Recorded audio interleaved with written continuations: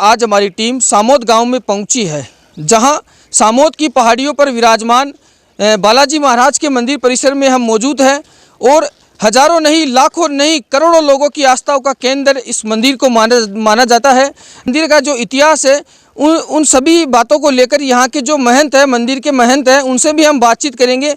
आज हमारी टीम आपके लिए सामोद पर्वत पर स्थित वीर हनुमान मंदिर से जुड़ी कुछ रोचक जानकारी लेकर आई है।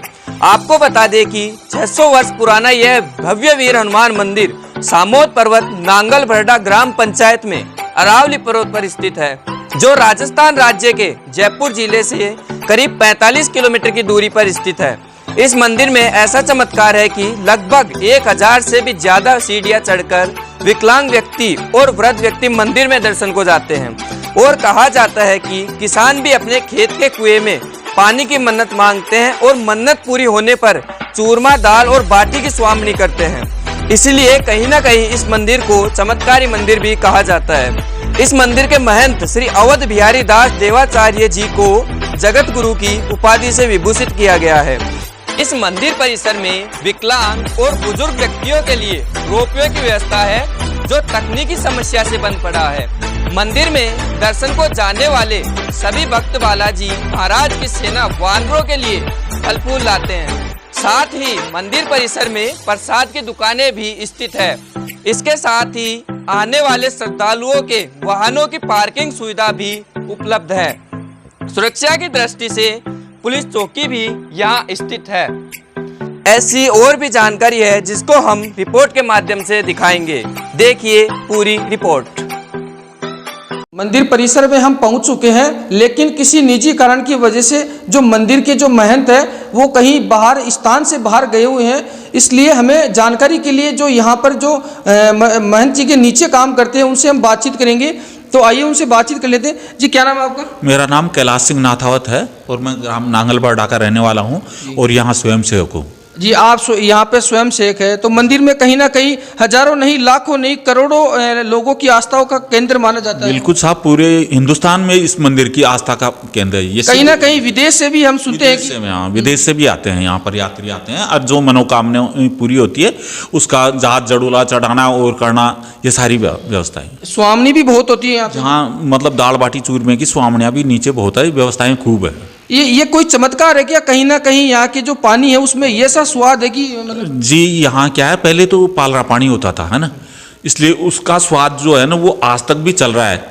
अच्छा, दूसरी बात, अब जो पानी है नीचे चले गए, बरसात भी कम होती है, फिर भी इस हनुमान जी की कृपा है कि यहाँ पर पानी की कोई कमी नहीं आती। इतने यात्री आते हैं, उनको पानी की कोई परेशानी नहीं होती। आसपास के इलाके में भी पानी की कोई परेशानी नहीं होती इस बाबा की कृपा से। कहीं ना कहीं बाबा जी के मन्नत मांग के जाते हैं कि हमारे जो बोरिंग होता है उसमें पानी हो जाए तो हम स्वामनी करेंगे। बिल्कुल ऐसा ये आस्था है।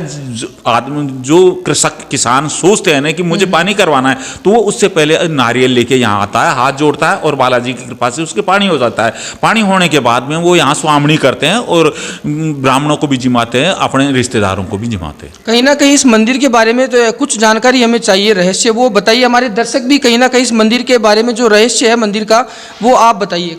देखिए, लगभग 600 वर्ष पूर्व की बात है। यहाँ पर श्री महाराज लालदास जी महाराज जो है वो तपस्या किया करते थे इस पर्वत पर, और वो तीर्थाटन भी जाते रहते। उनके एक शिष्य भी थे।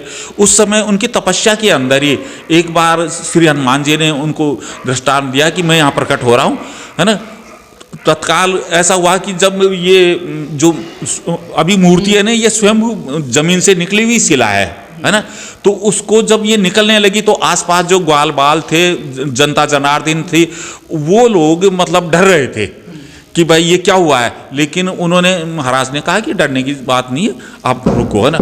तो उसके बाद में जब वो मूर्ति, ये शिला निकली आई, तो महाराज जो लालदास जी महाराज थे ना, उन्होंने वीर घड़ी के अंदर इसकी कुराई शुरू कर दी। मतलब टाँचना जो कहते हैं ना, जिसको मूर्ति को टाँचते हैं, मूर्ति को बनाते हैं, इस तरह से बनाना शुरू कर दिया। अब कई दिनों बाद जब ये मूर्ति गोडों तक आ गई, उसके बाद में वीर घड़ी में टाइम था, तो उन्होंने पर्दा लगाया और वो तीर्थाटन मतलब यात्रा पे चले गए। तो उनके शिष्य यहाँ थे, उस शिष्य अकेले रह गए। उस समय आसपास के जो कोई जागीरदार था, चौधरी था, ठाकुर थे, जो भी सक्षम आदमी थे, वो घोड़े पे आए और यहाँ आके उन्होंने पूछा ये क्या हो रहा। तो उन्होंने बताया कि महाराज तो बाहर गए हुए हैं और यहाँ मूर्ति की स्थापना कर रहे हैं ना। तो उन्होंने कहा मैं देखना चाहता हूँ। तो उन्होंने मना किया। महाराज भी मना कर गए थे कि भाई इसको मूर्ति का पर्दा मत हटाना, लेकिन उन्होंने थोड़ा जिद की तो लोकल आदमी थे, मना नहीं कर सकते, उन्होंने पर्दा हटा दिया। पर्दा हटाने के बाद में वो महाराज आ गए लालदास जी। उन्होंने उसको शिष्य को कहा कि भाई ऐसा नहीं होना चाहिए था, क्योंकि अब ये मूर्ति जो है अब गोडों से नीचे प्रकट नहीं होगी, और ये जो मूर्ति है हड़भान अगर पूरी हो जाती तो ये मुंह से बोलती और मुंह से बोल के यात्रियों को बताती है कि आपके क्या दुख है, तकलीफ है। लेकिन उस समय, लेकिन फिर भी भाई ये इतनी वीर घड़ी में है और महाराज ने स्थापना की है, तो ये जो भी यहाँ आस्था से आएगा उसके सारे जो जायज़ काम है वो होंगे, और इसकी आसपास की पीठ जो है ना वो पूजेगी। आज भी ऐसा है कि इस पीछे के इलाके में ओढ़े नहीं पड़ते।